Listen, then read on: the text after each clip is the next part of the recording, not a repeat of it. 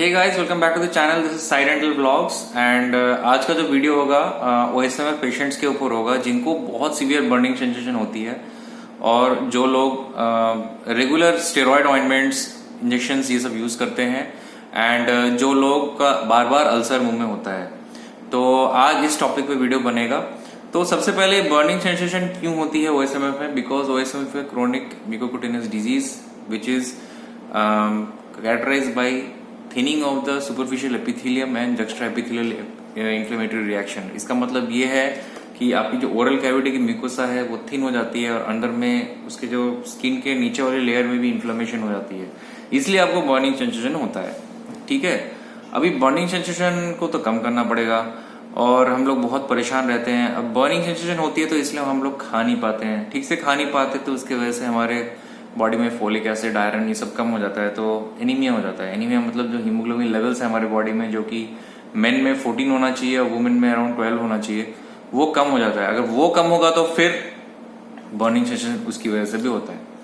तो ये एक मेन चीज है कि ओएसएमएफ में बर्निंग सेंसेशन एक बहुत बड़ी प्रॉब्लम है। काफी लोगों को बर्निंग सेंसेशन इनिशियल स्टेजेस में आती है और कम नहीं होती, और काफी लोगों को बर्निंग सेंसेशन जो होती है वो विद अल्सरेशंस होती है, जो कि और भी डिफिकल्ट है। अल्सरेशंस अगर आप आपके म्यूकोसा में हो जाए या फिर टंग में हो जाए तो आप कुछ खा नहीं पाते हैं, तो उस केसेस में हमको स्टेरॉयड ऑइंटमेंट यूज करना चाहिए कि नहीं।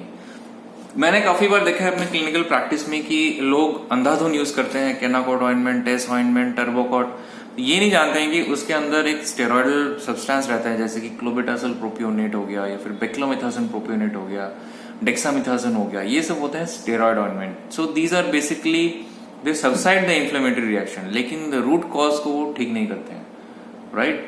तो अगर आप स्टेरॉयड ऑइंटमेंट यूज कर रहे हैं तो पहले अपना डायबिटिक स्टेटस आप जरूर चेक करें, क्योंकि डायबिटीज अगर आपको है तो आपका स्टेरॉयड यूज करने की वजह से आपका डायबिटिक लेवल्स हाई हो सकता है। Mind it guys, diabetic level high होगा तो इनडायरेक्टली आपकी ओरल म्यूकोसा भी इन्फ्लेम रहेगी। तो आप क्या कर रहे हैं, बेसिकली सुपरफिशियल आपका अल्सरेशंस कम कर रहे हैं जेल लगा के, उसकी वजह से आपको फिर से आपको डायबिटिक हाई हो रहा है और उसकी वजह से फिर से इन्फ्लेमेशन हो रहा है, फिर से अल्सरेशंस हो रहा है। तो again and again we use steroidal tablets. अगर आप अपना डायबिटीज टेस्ट नहीं कराते हैं तो बिना डायबिटीज टेस्ट कराए और ब्लड प्रेशर चेक कराए आप स्टेरॉयडल ऑइंटमेंट अंधाधुन यूज ना करें। लोगों को आदत हो जाती है कि मेंटेलिटी ये हो जाती है कि अगर मैं ये ऑइंटमेंट यूज नहीं करूंगा तो मेरे को दोबारा वो अल्सर होगा, दोबारा मुझे टेंशन होगा कि कहीं मुझे कैंसर तो नहीं हो गया। लेकिन ये बिल्कुल गलत नोशन है। बीमारी की जड़ तक जाने के लिए बेसिकली हमको एंटीऑक्सीडेंट्स खाने चाहिए। एंटीऑक्सीडेंट्स डिफरेंट टाइप के होते हैं। लाइकोपिन हो गया, जैसे कि tomato extract, black grape seed extract, then हो गया आपका एक एल्गी होता है जिसको बोलते हैं स्पाइरुलिना, वो भी एक बहुत हाईली इफेक्टिव फाइटोकेमिकल्स है जो कि एक्ट करता है कैंसर सेल्स के अगेंस्ट में। देन कर्क्यूमिन हो गया, एक बहुत ब्यूटीफुल हल्दी जो हम बोलते हैं कच्ची हल्दी, ये सब आप यूज कर सकते हैं अपने ओरल कैविटी में। प्लस एलोवेरा आप यूज कर सकते हैं जो कि बहुत ज्यादा हेल्पफुल होता है। एक्स्ट्रा वर्जिन कोकोनट ऑयल से आप ऑयल पुलिंग भी कर सकते हैं जो कि बहुत हेल्पफुल होता है हमारे ओरल कैविटी की इन्फ्लेमेशन को कम करने के लिए। ऐसे बहुत सारे ग्रीन वेजिटेबल्स, स्पिनच वगैरह, ये सब अगर आप खाएंगे, आयरन कंटेनिंग फूड सब्सटेंसेस खाएंगे, तो नेचुरली आपको जब इम्यूनिटी पावर बढ़ेगी और आपका जो एंटीऑक्सीडेंट लेवल ब्लड में हाई होगा। एंटीऑक्सीडेंट लेवल ब्लड में अगर हाई होगा तो उसी वजह से आप अपना जितना भी ये है, मतलब कि अब ओएसएमएफ का जो डिग्री है उसको आप कम कर सकते हैं। तो ये बात आ गई बर्निंग सेंसेशन कम करने की बात। अब ऑइंटमेंट कब यूज किया जाता है? ऑइंटमेंट तब यूज किया जाता है जब आपको सीवियर अल्सरेशंस हो उस टाइम पे, या फिर इंजेक्शंस हो। इंजेक्शंस का बेसिक फंडा क्या है कि इंजेक्शंस हमेशा डीप इंजेक्शन नहीं दिया जाता है, इंजेक्शन हमेशा सुपरफिशियल दिया जाता है, जिससे क्या होता है कि आपका जो जस्ट्रोएपिथेलियल इन्फ्लेमेटरी रिएक्शन जो है, मतलब कि जो इन्फ्लेमेशन है वो आपको सडन रिड्यूस करता है, इमीडिएट रिलीफ के लिए होता है।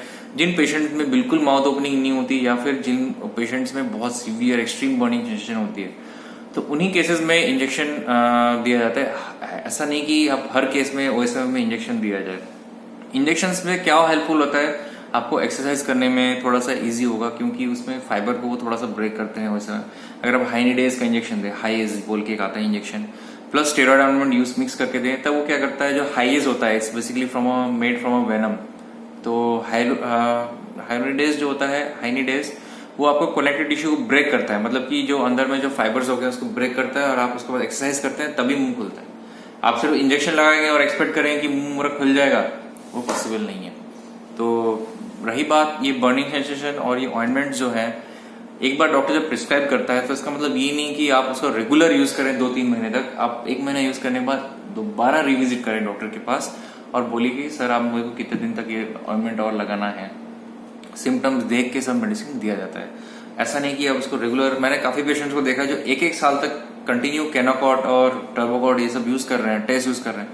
तो उसकी वजह से क्या होता है, जो स्टेरॉइडल इतना यूज करते हैं तो हमारा जो टॉपिकल, जो हमारा स्किन के ऊपर जो नेचुरल ऑर्गेनिजम्स बैक्टीरिया है वो सबसाइड हो जाते हैं और सेकेंडरी कैंडिडियासिस हो जाता है। कैंडिडियासिस मतलब एक टाइप ऑफ फंगल इन्फेक्शन, तो जो कि बहुत डेंजरस है। और ओएसएमएफ के साथ विद कैंडिडियासिस अगर हो जाए तो बहुत सीवियर बर्निंग सेंसेशन दोबारा आपकी चालू हो सकती है। तो एंटीऑक्सीडेंट्स देखिए खाएं और हमेशा एंटीऑक्सीडेंट्स चेंज करते रहें। ऐसा नहीं कि आप दिन में 3-4 खा रहे हो, पर दिन में एक ही काफी है। एंटीऑक्सीडेंट में फ्री रेडिकल्स रहते हैं जो कि हमारे बॉडी के कैंसर सेल्स को डिस्ट्रॉय करते हैं।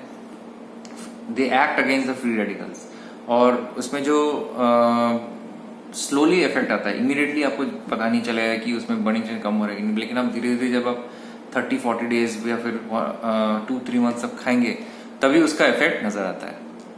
तो आज का वीडियो यहीं एंड करते हैं। I hope you would like it and take care, love you all, bye bye. And you can join me as a channel member as well. Channel membership fees is very less, बहुत कम है, 30 rupees, 60 rupees and 160 rupees. आपको credit card use करना पड़ेगा उसके लिए। और उसमें क्या है कि पर्सनलाइज वीडियोस, और आप मुझे इंस्टाग्राम पे मैसेजेस भी भेज सकते हैं।